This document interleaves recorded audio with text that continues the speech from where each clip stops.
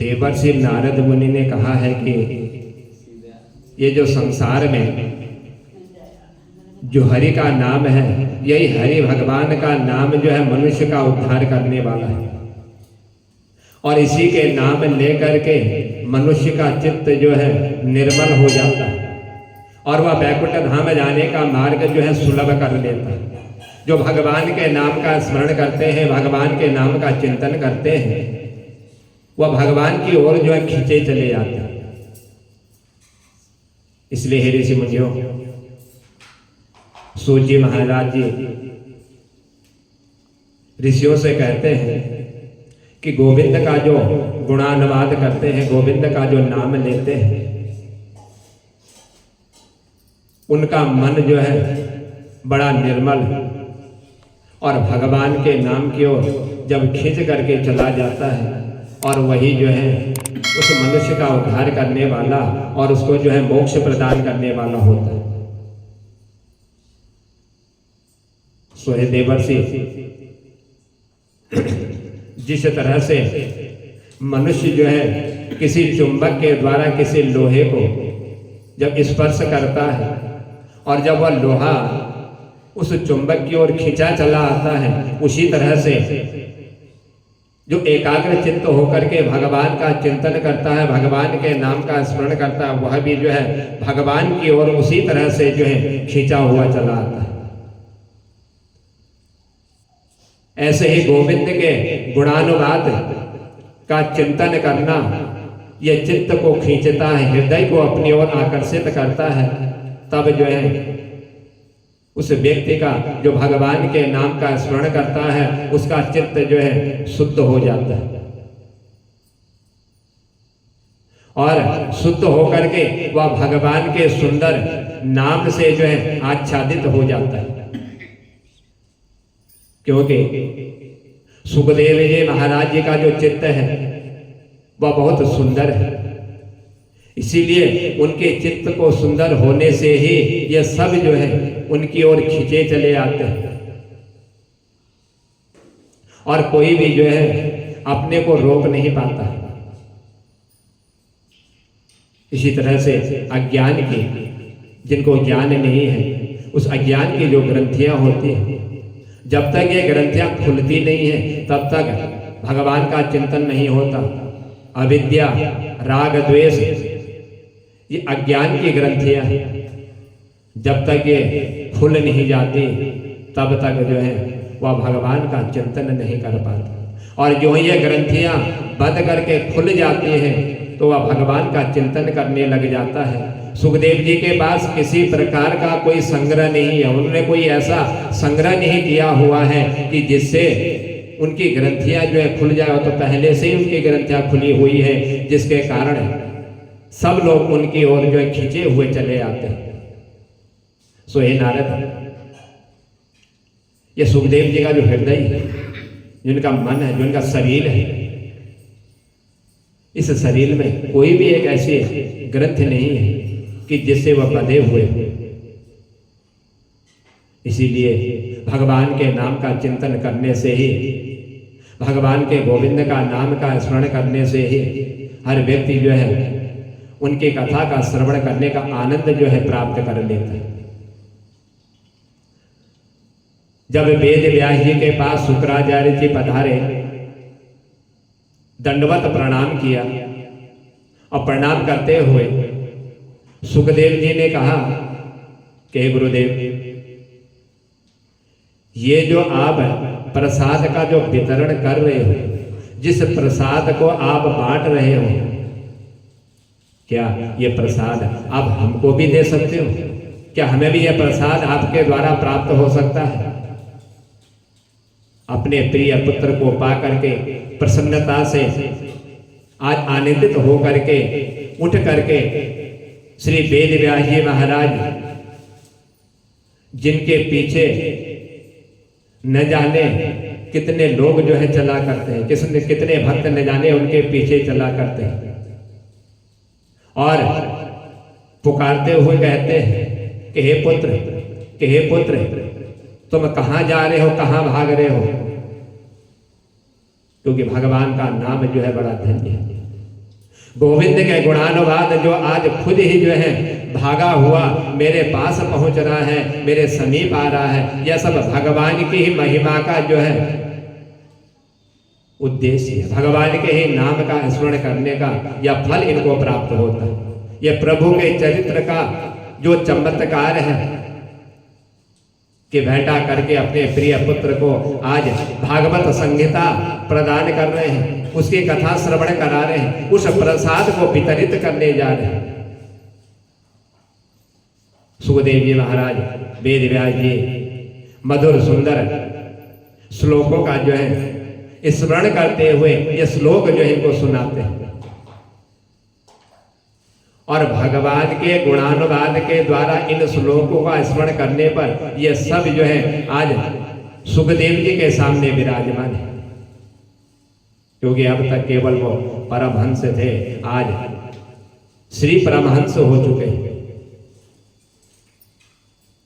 इसीलिए आज से सगुण साकार श्री राधा कृष्ण के परम उपासक वह बन गए हैं जिन्होंने भगवान के नाम का जो है स्मरण किया हुआ है। इसलिए ऋषि मुनियों, उन्हें श्री सुखदेव जी महाराज ने अवसर आने पर परीक्षित के सामने यह सब कुछ जो है रख दिए।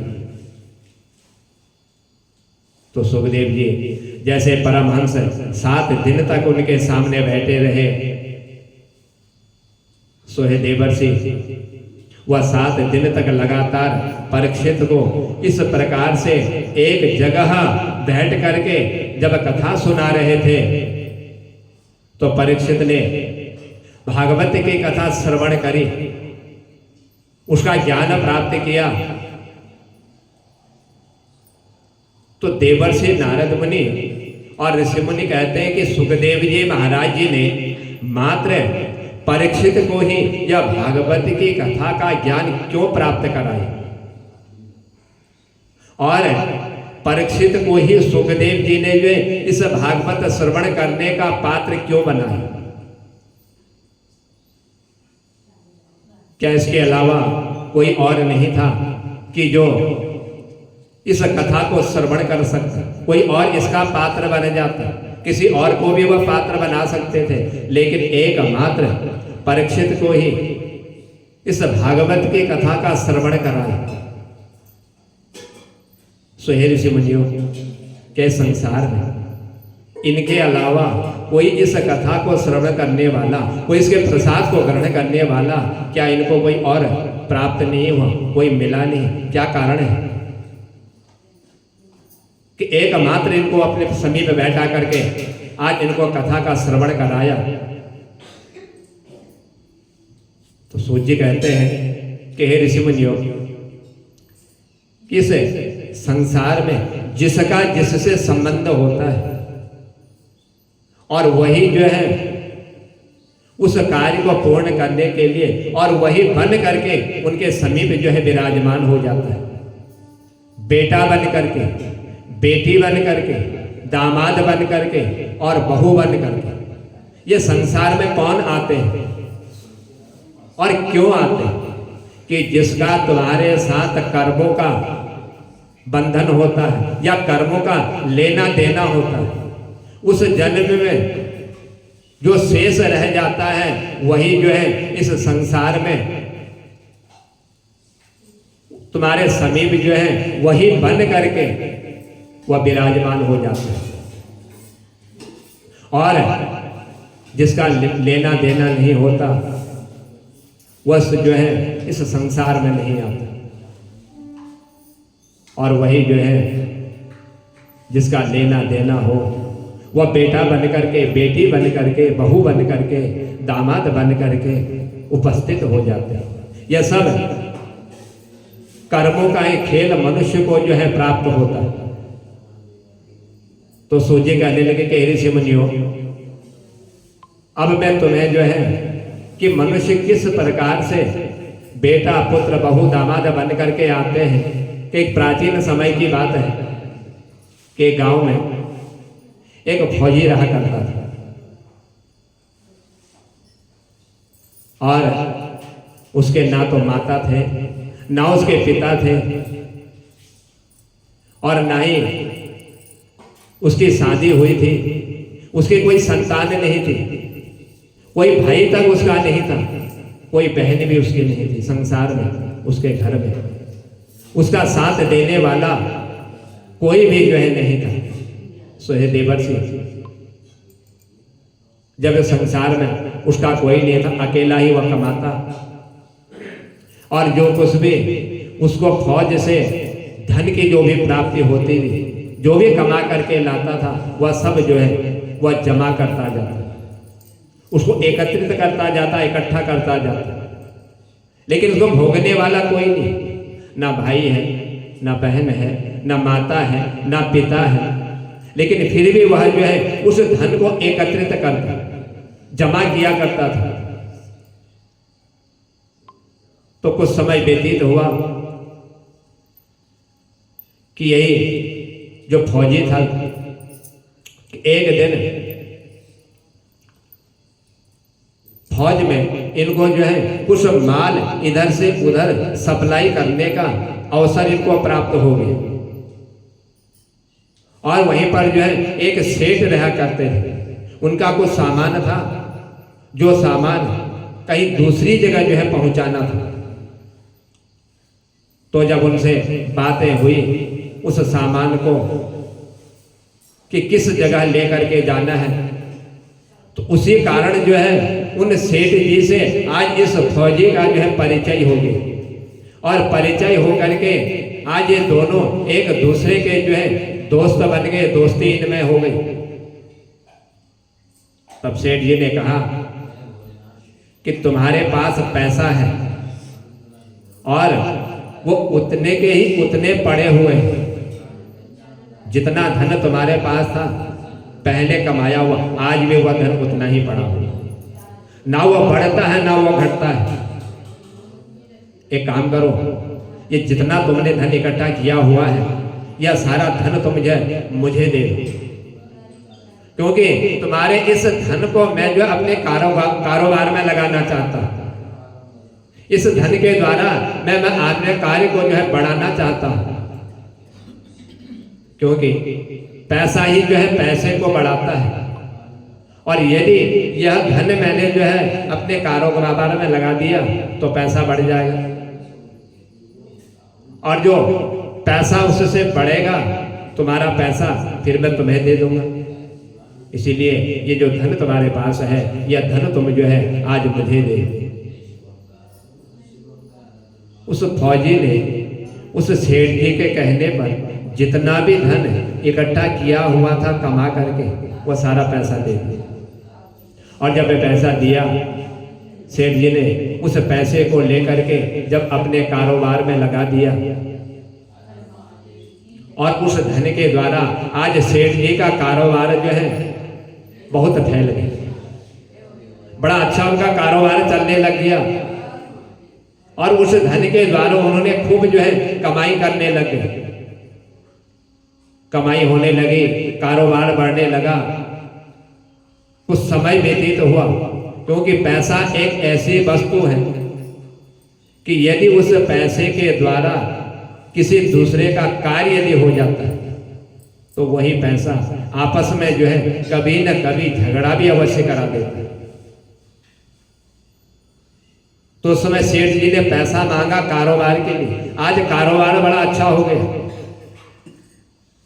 पैसा भी आने लग गया, कमाई करने लगे। कुछ समय व्यतीत हुआ कि थोड़े ही दिन में इन दोनों में जो है लड़ाई झगड़ा हो। जिस फौजी ने पैसा दिया था सेठ जी को, आज ये दोनों आपस में जो है लड़ने लगे।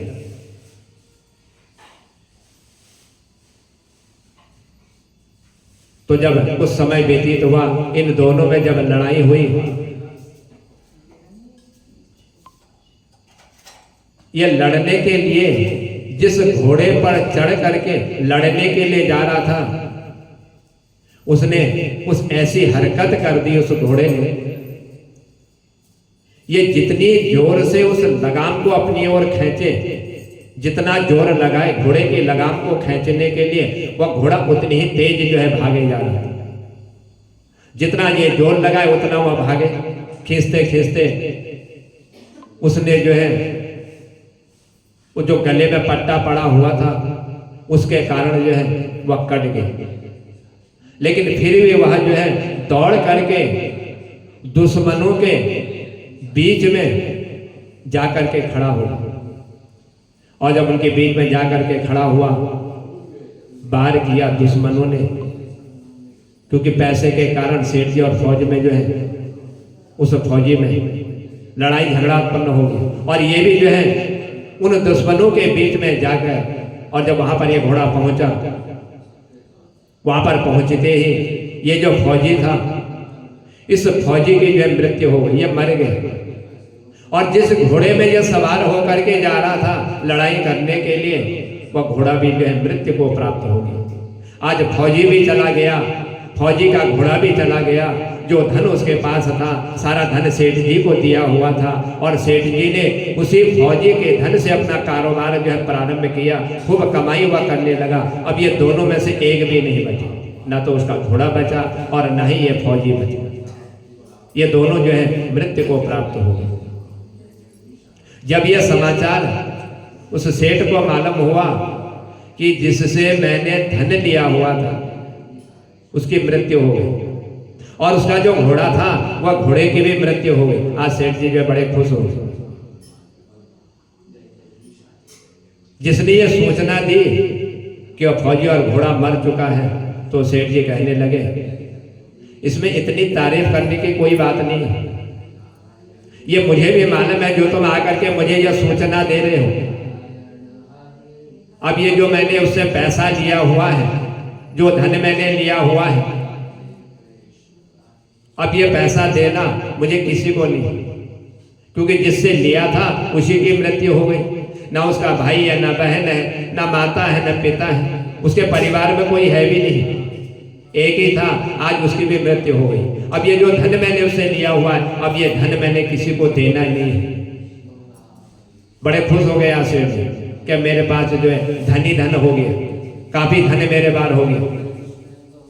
और उन्होंने उसी धन के द्वारा उस कारोबार को और फैला दिया। जब उनका कारोबार और फैल गया, लेने वाला नहीं रहा, बड़े खुश हुए सेठ जी। जब तक अपने मन में ऐसा विचार कर ही रहे थे कि कुछ दिन के बाद वही सेठ के घर में जिससे इन्होंने जिस फौजी से पैसा लिया हुआ था अपने कारोबार को करने के लिए, कुछ समय व्यतीत होने पर आज जो है उसी सेठ के घर में एक पुत्र का जन्म हो गया। एक बालक ने उनके घर में जन्म लिया। एक तो उधर उस फौजी के पैसे से कारोबार किया हुआ था, खूब पैसा कमा लिया, उससे खुशी हो गई, और आज घर में बालक का जन्म हो गया, और उस बालक के जन्म से सेठ जी को और खुशी होने लगी। विचार किया सेठ जी ने मन में कि भगवान की बहुत बड़ी कृपा है, उधर कारोबार मेरा बढ़ा दिया और इधर जो है आज मेरे घर में जो है एक पुत्र को जन्म दे दिया। कि भगवान बड़े दयावान हैं, वो बड़ी दया करते हैं। आज मेरे पास खूब पैसा भी हो गया, कारोबार भी हो गया, और मुझे जो है एक पुत्र की भी प्राप्ति हो गई, एक संतान भी आज मेरे घर में आ गई। और उधर जिससे धन लिया था, जिसको देना था, उसकी भी मृत्यु हो गई, वो भी चला गया। ऐसा सेठ जी अपने मन में आज सोचने लगे, विचार करने लगे। लेकिन सेठ जी को भी मालूम नहीं था कि संसार में जिसका जिससे लेना होता है वो किस रूप में आ करके तुम्हारे घर में जन्म ले करके अपना हिसाब पूरा करके चला जाता है। या सेठ जी को भी मालूम नहीं था, बड़े खुश हो गए, पुत्र का जन्म हो गया करके। और वही सेठ जी के घर में जिस बालक ने जन्म लिया था, उस आयु उसकी बढ़ते चली गई, और जो जो आयु बढ़ रही थी वह बालक भी जो है बड़ा होशियार होते जा रहा था। पढ़ाई में भी वह जो है बहुत ही समझदार था। जिस विद्यालय में पढ़ने जाता था उस विद्यालय में उसके अलावा कोई भी जो है इतना समझदार नहीं था।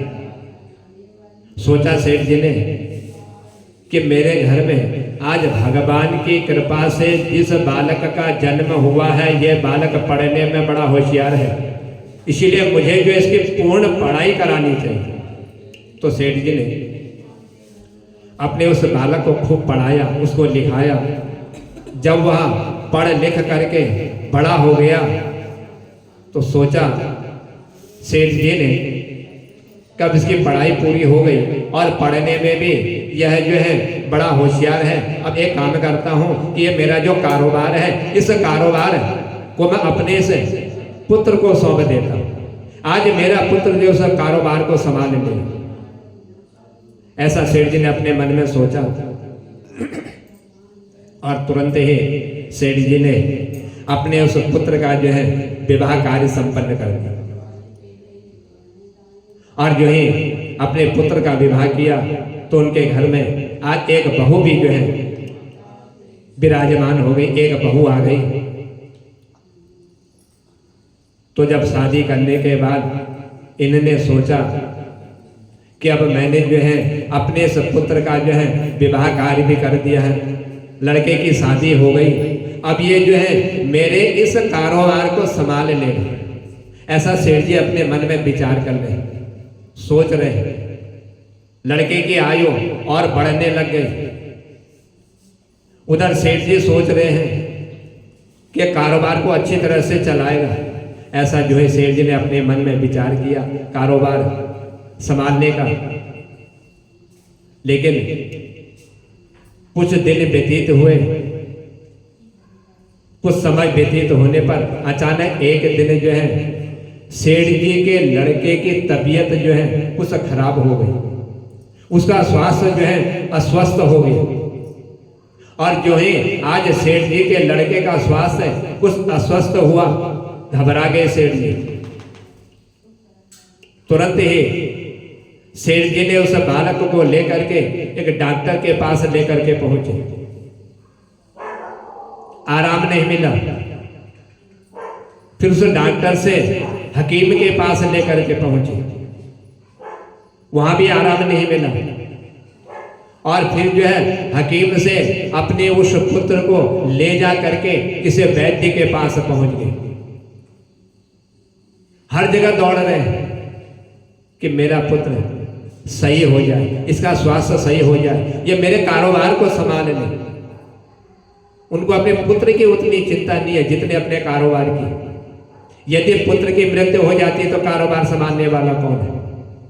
सेठ जी के परिवार में कोई नहीं, और यदि सेठ जी की मृत्यु हो जाए तो कारोबार सब कुछ समाप्त हो जाए। इसलिए हर जगह दौड़ रहे थे, भाग रहे थे।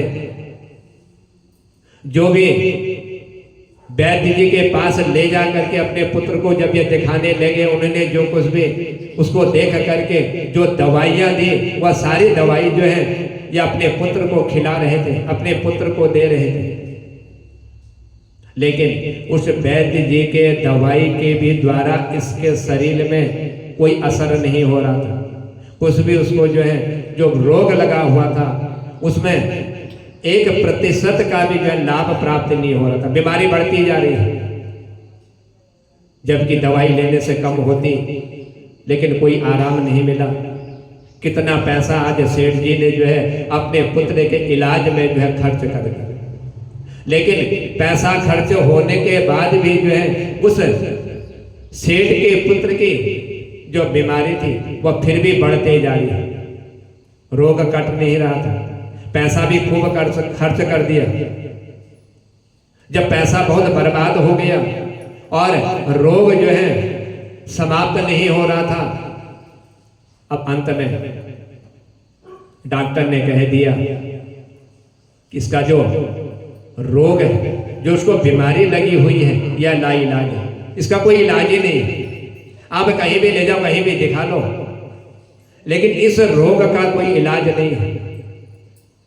ऐसा इसको एक बीमारी हो चुकी है जो लाइलाज है, जिसका इलाज नहीं हो सकता। इसको अब जो है असाध्य रोग हो चुका है। ऐसा डॉक्टर ने सेठ जी से कह दिया और कहा कि जो तुम्हारा ये पुत्र है जिसको असाध्य रोग जो है हो चुका है, ये 2-4 दिन का मेहमान है, इससे ज्यादा ये बचने वाला नहीं है। जो ही डॉक्टर ने सेठ जी को ये बात जो ही बतलाई, सुनते ही आज सेठ जी बड़े दुखी हो गए। सोचा कि भगवान की कृपा से पुत्र का घर में जन्म हुआ, और पुत्र का जन्म होते ही कुछ समय के बाद उसको ऐसा रोग लग गया कि डॉक्टर उसको असाध्य बतलाने लगे कि इसका कोई इलाज ही नहीं है। और इतना ही नहीं, कह दिया कि लड़का 2 या 3 दिन में इसकी मृत्यु हो जाएगी। या डॉक्टरों ने जवाब दे दिया। सेठ जी निराश हो गए, लड़के को लेकर के रोते हुए जब अपने घर की ओर आ रहे थे तो रास्ते में जिस मार्ग से अपने घर की ओर आ रहे थे उसी मार्ग में इनको एक व्यक्ति इनको दिखाई दिया, और सेठ जी को रोता हुआ देख करके कहने लगा, अरे सेठ जी आप रो क्यों रहे हो, क्या हो गया आपको, आपके रोने का कारण क्या है, आप जो है आज बहुत दुखी लग रहे हैं, बड़ा दुख आज आपको प्राप्त हो गया है, सो आपके इस दुख का कारण क्या है और आप इतना विलाप क्यों कर रहे हैं। सेठ जी ने सोचा कि यदि मैं अपना कारण इसको बतला देता हूं तो शायद कहीं से मेरा यह दुख दूर हो जाए और मुझे को शांति प्राप्त हो जाए। तुरंत ही सेठ जी ने कहा कि ये जो मेरे साथ बालक है ये बड़ा जवान है, अब इसकी आयु पूरी नहीं हुई है। मैंने सोचा कि घर में एक पुत्र ने जन्म लिया है भगवान की कृपा से, और बुढ़ापे में मेरी सहायता करेगा, मेरी मदद करेगा, मेरा सहारा बनेगा बुढ़ापे में। लेकिन क्या करूं, अब ये बीमार हो गया, इसको बीमारी लग गई। जो ही मैंने इसकी शादी करवाई तो उस शादी करवाने के ही उस समय के बाद जो है इसको रोग लग गया, और उस रोग को दूर करने के लिए न जाने मैंने कितना धन व्यय कर दिया, कितना पैसा मैंने बर्बाद कर दिया, कितना पैसा खर्च कर दिया। जिसने जितना मांगा मैंने उतना दिया, लेकिन आज डॉक्टरों ने जवाब दे दिया है कि अब तुम्हारा यह पुत्र जो है बचने वाला नहीं, अब ये बचेगा नहीं, अब इसकी मृत्यु हो जाएगी, क्योंकि इसको जो है असाध्य रोग लग चुका है, जिस रोग का कोई इलाज नहीं है, जो इलाज है उसी रोग के कारण आज तुम्हारे पुत्र की जो मृत्यु हो जाएगी। ये डॉक्टरों ने आज मुझे बतला दिया, और इतना ही नहीं, कह दिया कि ले जाओ घर, 2-3 दिन का मेहमान है, उसके बाद इसकी मृत्यु हो जाएगी। ये सेठ जी अपने घर में जाते हुए मार्ग में जिस आदमी से ऐसी बातें कर रहे थे, जिसको बतला रहे थे, वह कहने लगा, अरे सेठ जी आप जो है इतने दुखी क्यों हो रहे हो, अपने दिल को आप इतना छोटा क्यों कर रहे हो, इसमें दुखी होने का आपको जो है जो इतना सोच कर रहे हो, जो विचार कर रहे हो, ये तो डॉक्टरों का कार्य होता है कि जब उनसे कोई रोग दूर नहीं हो पाता, पैसा भी ले लेते हैं और अंत में कहते हैं कि अब उसका जीवन जो है कुछ ही समय के लिए बचा हुआ। कहने करके सेठ जी तुम क्यों अपने दिल को जो इतना छोटा कर रहे हो, मैं जहां पर रहता हूं मेरे ही पड़ोस में एक वैद्य है, वो बहुत बढ़िया दवा देते हैं और पैसा भी बहुत कम लेते हैं, ज्यादा पैसा भी नहीं लेते, और दवाई भी बड़ी अच्छी देते हैं। इसलिए आप एक काम करो, इसको जो है उस वैद्य के पास ले जा करके उसकी दवाई ला करके खिला लो। मैंने सुना भी है, देखा भी है कि वो वैद्य ऐसे हैं कि यदि व्यक्ति मृत्यु को भी प्राप्त हो जाए तो उसको भी वो जिंदा कर देते हैं अपनी दवाई से। उस वैद्य की दवाई खा करके मुर्दा भी जो है जिंदा हो जाता है। और उधर जो है वो वैद्य जी जब इस सेठ जी को बतला रहे थे तो ये कहने लगे, जाओ जाकर के उन वैद्य जी से तुम तुरंत जो है उस दवा को लेकर के आओ। और जो ही उस आदमी ने सेठ जी से कहा कि ज्यादा विलंब मत करो, जिस डॉक्टरों ने तुम्हें जो है 2-3 दिन का मेहमान इसको बतलाया हुआ है, उसी वैद्य की दवाई के द्वारा तुम्हारा यह पुत्र जो है ठीक हो जाएगा। आज उस व्यक्ति के कहने पर तुरंत ही सेठ जी दौड़ करके पहुंचे उस वैद्य के घर पर। वहां से उन्होंने जो है अपने पुत्र के लिए दवाई ली और पैसा भी वैद्य जी ने उस दवाई का कम से कम उसने पैसा दिया। और जब कम से कम पैसा इन्होंने उस वैद्य को दिया तो उस वैद्य ने कि वहां से ये पुड़िया लेकर के आए और आकर के अपने उस बालक को जो बीमार हो रहा था, जिसको डॉक्टरों ने कह दिया था 2-3 दिन का मेहमान है, उसको जो है यह दवाई खिलाई। और जो ही उस बालक को दवाई खिलाई, एक ही पुड़िया खिलाई थी, पुड़िया खाते ही आज वह भी जो मृत्यु को प्राप्त हो गई। उस आदमी ने कहा था कि मुर्दा भी उस दवाई को खा करके जो है जिंदा कर देता है, ऐसी वो दवाई देते हैं। आज एक ही पुड़िया वैद्य जी ने खिलाई थी कि दवाई खाते ही आज उनका पुत्र जो है मृत्यु को प्राप्त हो गया, वह मर गया।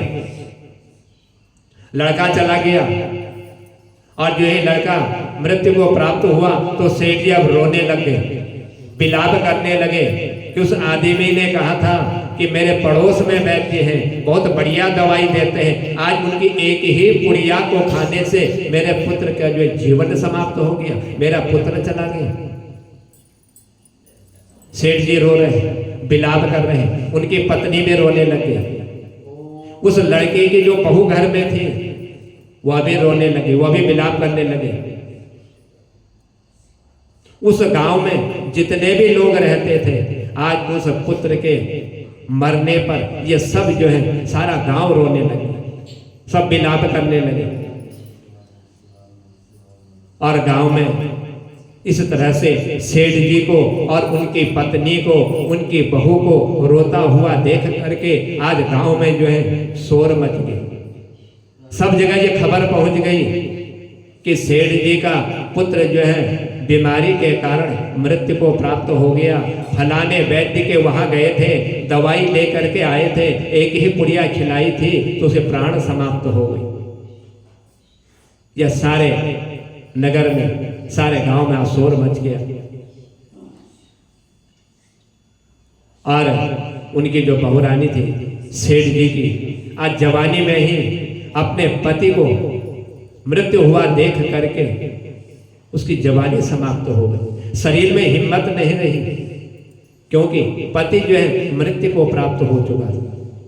सब लोग जो है आज रो रहे हैं। तब तक जब ये विलाप कर रहे थे, रो रहे थे, चिंता कर रहे थे, एक ही पुत्र है, ये मेरा जो कारोबार है, ये कारोबार को कौन संभालेगा। उधर अपने उस फौजी से पैसा लिया, कारोबार में लगाया, जब उसकी मृत्यु हो गई उसके घर में कोई नहीं था, बड़े खुश हो गए थे सेठ जी कि ये पैसा मुझे किसी को देना नहीं है। तो आज जब अपने ऊपर वो बात आई, रोने लगे, विलाप करने लगे। तो जब ये रो ही रहे थे तब तक उस स्थान पर एक महात्मा जी आ गए। जब ये महात्मा आए, उन्होंने कहा, अरे भाइयों, आप जो है इसके मृत्यु पर जो आप रो रहे हो, ये रोना आप बंद करो, आप रो मत। लोगों ने कहा कि सेठ जी का एक ही पुत्र था, वो भी जवान था, अभी अभी उसकी शादी हुई थी और मृत्यु को प्राप्त हो गया, वह मर गया है, इसीलिए सब लोग रो रहे हैं, सब दुखी हो रहे हैं, सब विलाप कर रहे हैं। ये पूरा गांव आज सेठ जी के उस बालक के मृत्यु होने पर रो रहा है। महात्मा जी ने कहा, सेठ जी, जो चला गया उसके जाने पर रोना क्यों? जो चला गया वो चला गया, अब आप रो क्यों रहे हो? तब सेठ जी महाराज कि जिसका जवान बेटा मृत्यु को प्राप्त हो जाए वो रोएगा नहीं तो और करेगा क्या? ये महात्मा जी से कह रहे हैं कि एक जवान बेटा गया हुआ है, उस जवान बेटे के लिए हम रो रहे हैं, यदि उसके लिए रोए नहीं तो हम उसके लिए क्या करें? तो महात्मा जी सेठ जी से कहने के, सेठ जी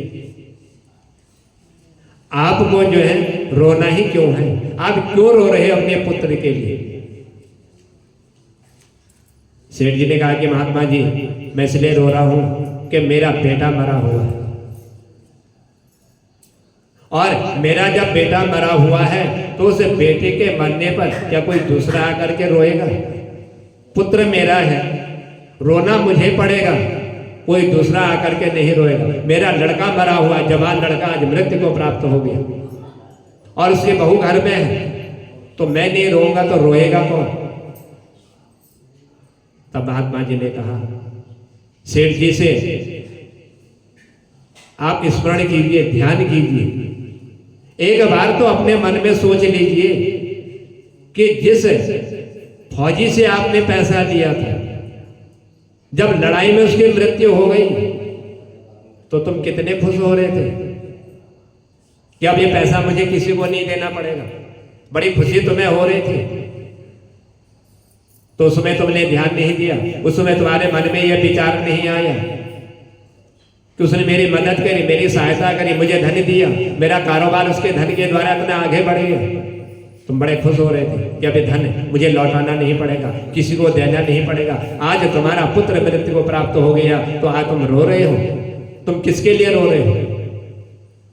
सेठ जी ने महात्मा की ऐसी बात सुन करके कहा कि कौन से दिन की आप बात कर रहे हो, किस दिन की आप बात कर रहे हो?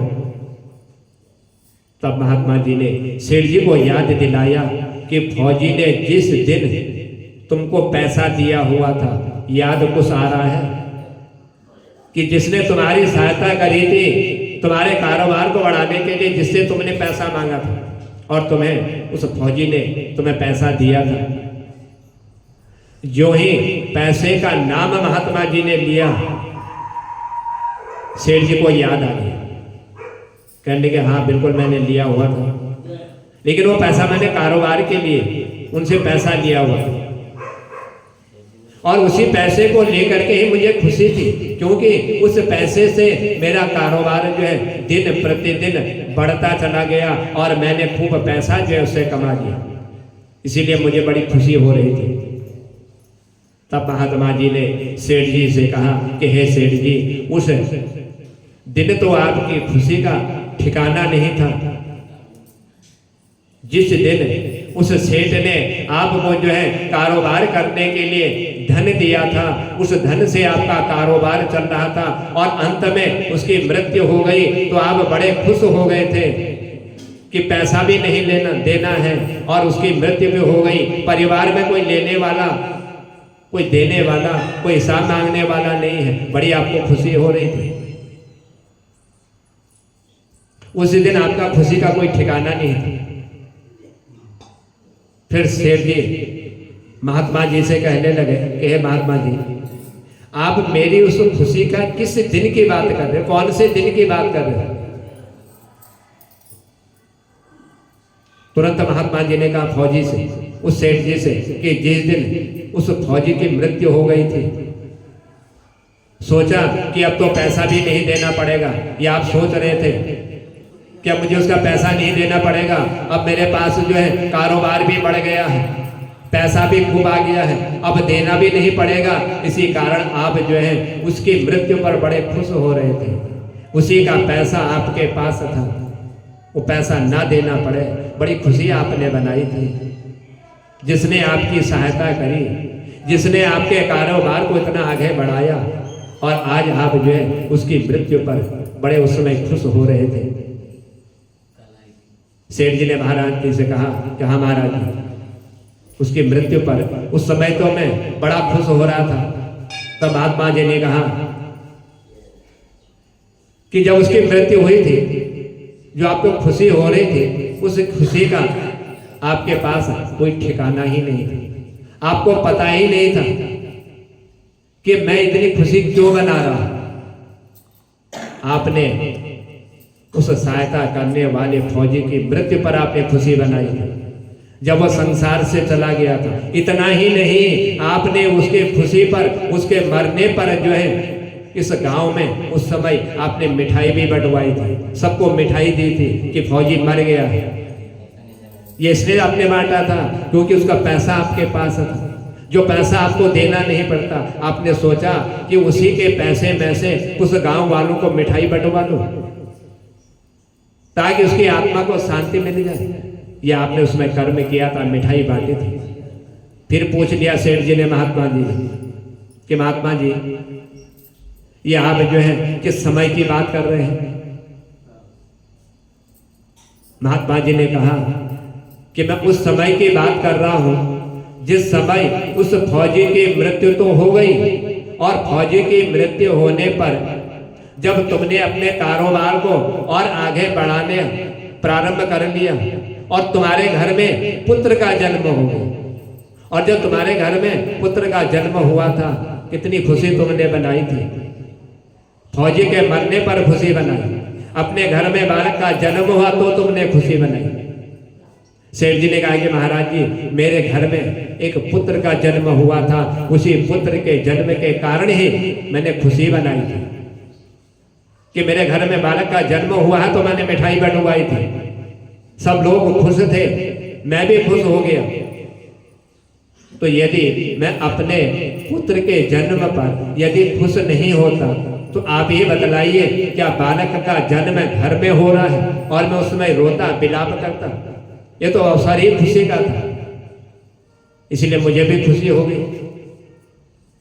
तब महात्मा जी ने सेठ जी से कहा कि हे सेठ जी, उस समय जब आप खुशी बना रहे थे उसी खुशी के कारण आपके पैर जो है जमीन पर नहीं पड़ रहे थे, इतनी खुशी आपको हो गई थी, बड़े खुश हो रहे थे। फिर सेठ जी ने महात्मा जी से कहा कि हे महात्मा जी आप किस खुशी की बात कर रहे हो? बार बार पूछे जा रहे हैं, जैसे कि महात्मा जी अंतर्यामी सब कुछ जानते हो और सेठ जो अनजान बन रहा हो, बार बार पूछ रहा है आप किस खुशी की बात कर रहे हो? तब महात्मा जी ने सेठ जी से कहा कि हे सेठ जी, जिस समय आप अपने पुत्र का विवाह करने के लिए जा रहे थे, उसका विवाह कार्य कर रहे थे, आपको कितनी खुशी हो रही थी, उस खुशी के कारण आपके पैर जो है जमीन पर नहीं पड़ रहे थे, और मेरे से पूछ रहे आप किस खुशी की बात कर रहे हो? क्या आपको इतना भी याद नहीं है, इतना भी स्मरण नहीं है? वो तो आपको बड़ी जल्दी याद रहा, फौजी चला गया कि उसका पैसा देना है, और वो पैसा मुझे नहीं देना पड़ेगा, और आज पूछ रहे आप किस खुशी की बात कर रहे हो? तब सेठ जी ने कहा कि महाराज, जब कोई भी पिता अपने पुत्र का जो है विवाह करता है तो उसको अवश्य खुशी होती है, और वही खुशी मुझे भी हुई जब हर आदमी अपने पुत्र के विवाह पर खुश होता है, तो मुझे भी अपने पुत्र के विवाह पर खुशी होने लग गई।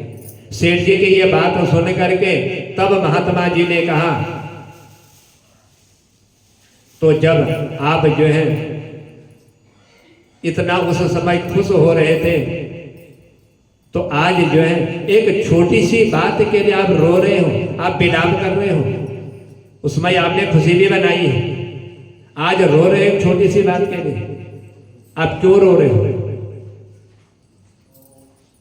महात्मा की ऐसी बात सुन करके सेठ जी कहने लगे, महाराज आपको ये छोटी सी बात लगती होगी, आपको जरा सी बात लगती होगी, ये मेरे लिए कोई छोटी सी बात नहीं है, मेरे लिए कोई ये जरा सी बात नहीं है। मेरा जवान बेटा मरा हुआ है और मेरी बहू जो है विधवा हो चुकी है, आप इसको एक छोटी सी बात कर रहे हैं कि जिसका जवान बेटा मृत्यु को प्राप्त हो जाता वही जानता है कि दुख क्या होता है और खुशी क्या होती है। आप एक ऐसे मेरे पुत्र के मरने की बात को छोटी सी बात बतला रहे हैं, जवान पुत्र मेरा मरा हुआ। आज सेठ जी की इस बात को सुन करके महात्मा जी ने कहा कि हे सेठ जी महाराज, आप अपने पुत्र के लिए इतना विलाप कर रहे हो, लेकिन आपको स्मरण है, आपको ध्यान है सेठ जी, जिस फौजी से आपने पैसा लिया था आपने उसका पैसा दिया नहीं। जब तक वो जीवित था, जब तक जिंदा था, तब तक आपने उसका पैसा नहीं लौटाया, मांगने पर भी आपने नहीं दिया। आप अपने कारोबार को जो है आगे को बढ़ाते रहे। अब दोनों का झगड़ा हो गया और वह मृत्यु को प्राप्त हो गया। आज वही फौजी ये तुम्हारे घर में पुत्र बन करके आया। ये वही फौजी है जिसका तुमने जो है धन लिया हुआ था अपने व्यापार के लिए। आज तुम्हारे घर में वही बेटा बन करके आ गया, तुमने इसको पढ़ाया लिखाया, उसमें पैसा खर्च हुआ। तुमने इसको खिलाया, लालन पालन इसका किया, उसमें तुम्हारा पैसा जो है खर्च हुआ। पहनने में जो कुछ इसने तुमसे मांगा पहनने के लिए, वह सब कुछ तुमने इसके सारे शौक जो है पूरे किए, उसमें तुम्हारा पैसा लगा। और तुमने जो है इसका सारे श्रृंगार का तुमने खर्चा उठाया, उसमें तुम्हारा खर्चा लगा। अपने पुत्र के तुमने जो है विवाह कार्य संपन्न किया, उस विवाह में भी तुमने बहुत धन जो है लगा दिया था, काफी धन तुमने खर्च कर दिया। लेकिन उसका जो पैसा था तुम्हारे पास, उस पैसे का जो ब्याज था और ब्याज पर भी जो ब्याज लगता था, वह सब तुमने अपने पुत्र के बीमार होने पर सारे डॉक्टरों को दे करके आए। जिस डॉक्टर ने जितना मांगा तुमने उतना दिया। ये उसी पैसे का ब्याज था जो तुमने फौजी से लिया हुआ था। तुम्हारा पुत्र बीमार हो गया, डॉक्टरों को तुमने जो है वह पैसा दिला दिया। और अब थोड़ा बहुत जमा पूंजी, जो पैसे तुम्हारे पास बचे हुए थे, जो तुमने अपने खर्च के लिए रखे हुए थे, आज वह पैसा भी जो है तुम उस वैद्य को दे करके आए, जिससे दवाई की पुड़िया लेकर के आए थे। जो मार्ग में तुम्हें आदमी मिला हुआ था, उसने तुम्हें उस वैद्य का पता बतलाया, तुम वहां गए, जो पैसा तुम्हारे पास बचा था वह तुमने उस वैद्य को दे दिया और वैद्य से दे करके वहां से दवाई ले करके आए, वह पुड़िया अपने पुत्र को खिलाया और तुम्हारा पुत्र जो है मृत्यु को प्राप्त हो गया। तुम्हारा पुत्र जो है समाप्त हो गया, उसकी मृत्यु हो गई। लेकिन तुम्हें इतना भी स्मरण नहीं रहा, इतना भी तुम्हें ध्यान नहीं रहा कि यह सब कर्मों का फल है। उधर कोई ऐसे कर्म तुमने किए और तुम्हारा कर्म प्रत्यक्ष था। फौजी से पैसा लिया, मृत्यु हो गई, बड़ी खुशी बनाने लगे, न पैसा देना है न कोई मांगने वाला है। आज फौजी का पैसा मेरा हो गया, उसी पैसे से कारोबार किया। तुम्हारे पास कारोबार में लगाने के लिए कुछ भी पैसा नहीं था। ये सब जो है कर्मों का लेना देना आज तुम्हारा पूरा हो गया। जितना तुमने लिया था वह सब वह लेकर के चला गया। ये कोई और नहीं, वही फौजी था जो मृत्यु में समाप्त हो गया था। आज तुम्हारे घर में तुम्हारा पुत्र बन करके आया हुआ है। आज महात्मा की ऐसी बातों को सुन करके सेठ जी ने कहा कि महाराज, हमारे साथ ये कर्मों का तो लेना देना था, लेकिन हमारे साथ जो हुआ सो हो गया। लेकिन मेरे घर में मेरे पुत्र की जो जवान बहू मेरे घर में रो रही है, जो विलाप कर रही है कि मेरा पति चला गया, ऐसे वह विलाप कर रही है। उसकी जवानी ने इसको धोखा दे दिया और जवानी में ही आज वह विधवा हो गई। उसने कौन सा जुर्म ऐसा किया था, कौन सा कर्म ऐसा उसने किया था, जिस कर्म के कारण आज उसको इतना बड़ा दुख भोगना पड़ रहा है, इतना कष्ट उठाना पड़ रहा है। उसने कौन से ऐसे कर्म किए? मैंने तो कर्म किए थे, पैसा लिया था, मृत्यु हो गई, बड़ा खुश हो गया, अब देना नहीं है ये पैसा मुझे। कोई मांगने वाला उसके परिवार में तक नहीं था, माता पिता भाई कोई भी नहीं थे। उस समय उन कर्मों के द्वारा मुझे ये फल मिल गए। लेकिन मेरी इस बहू का कौन सा ऐसा कर्म था, इसने कौन सा जुर्म कर लिया था, उसके साथ ऐसा गुनाह क्यों हो गए, क्यों उसकी जो है आज ऐसी दशा हो गई।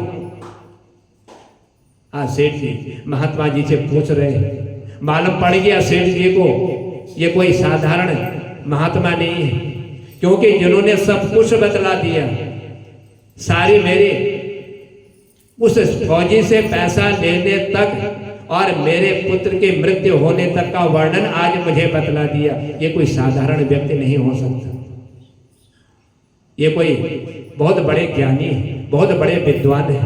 पूछ लीजिए महाराज जी, वह जो जिस घोड़ी पर चढ़ करके वह फौजी जो है लड़ने के लिए जा रहा था, युद्ध के लिए जा रहा था, तो आपको भी मालूम है, यह स्मरण आपको भी होगा कि उस घोड़ी पर चढ़ करके जब युद्ध के लिए जा रहा था, उसी घोड़ी ने जो है इस फौजी को भी धोखा दिया था, उसकी मृत्यु हो गई थी। जब ये लगाम खींच रहा था, लगाम खींचते हुए उसका गला कट गया और गला कटते ही उस घोड़ी की मृत्यु हो गई और घोड़े की मृत्यु होने पर यह फौजी भी जो है मृत्यु को प्राप्त हो गया। उसी घोड़ी ने जो है इसको जो है जवानी में धोखा दिया था। उस समय ये सेठ की आयु कोई ज्यादा नहीं थी, ये भी जवान था, उस घोड़ी ने इसको धोखा दिया था और वही घोड़ी जो है आज तुम्हारे घर में बहू बन करके आई हुई है और इसीलिए यही इसने गुनाह किया था, यही इसका जुर्म था, इसने अपने जवान फौजी को धोखा दिया था। आज तुम्हारे जवान बेटे ने जो है तुम्हारी बहू को धोखा दिया हुआ, यही इसका जुर्म था, यही इसका कर्म था। इसने भी ऐसे कर्म किए थे, तुमने भी जो है वही कर्म किए थे जिन कर्मों का फल तुम आज जो है यह भोग रहे हो। ये सब कर्मों का एक फल जो है मनुष्य भोगता है। जो जैसा कर्म करता है उन कर्मों का फल उसको सब यही भोगना पड़ता है। सेठ जी, आपको ज्ञात हो गया, आपको मालूम हो गया होगा कि जैसे मैंने कर्म किए थे और वैसे ही जो कर्मों का फल था उन कर्मों का फल जो है आज सब मैंने जो है यहीं पर भोग लिया है। इसका जरा स्मरण कीजिए कि तुमने जो है ऐसे ऐसे जो कर्म किए थे उन कर्मों के द्वारा जो कुछ भी तुम्हें फल मिला हुआ है, या वही घोड़ी जो है बन जब मृत्यु को प्राप्त हो गई तुम्हारे घर बहू बने करके आई और आज तुम्हारे बेटे ने जो है इस बहू को धोखा दिया। यह सब उसके कर्मों का ही फल है। यदि उस समय युद्ध में जो है इसकी मृत्यु नहीं होती तो तुम भी जो है इतने खुश नहीं होते, इतनी खुशी नहीं बनाते। जो पैसा तुमने उससे लिया हुआ था वह पैसा तुमको अवश्य जो है देना पड़ता। तुमने कर्मों का फल भोगा। जितना पैसा उस फौजी का तुम्हारे पास था वह सारा धन तुमने जो है अपने पुत्र के रोग को दूर करने में लगा दी, और जो इसकी पत्नी का जो कर्म था, जो जुर्म था, वह भी तुम्हारे सामने जो है प्रत्यक्ष दिखाई दी। इसीलिए इसमें किसी प्रकार की कोई ऐसी चिंता करने की तुम्हें आवश्यकता नहीं है। आज महाराज जी ने या सेठ जी को सब कुछ जो है ज्ञान करवा दिया।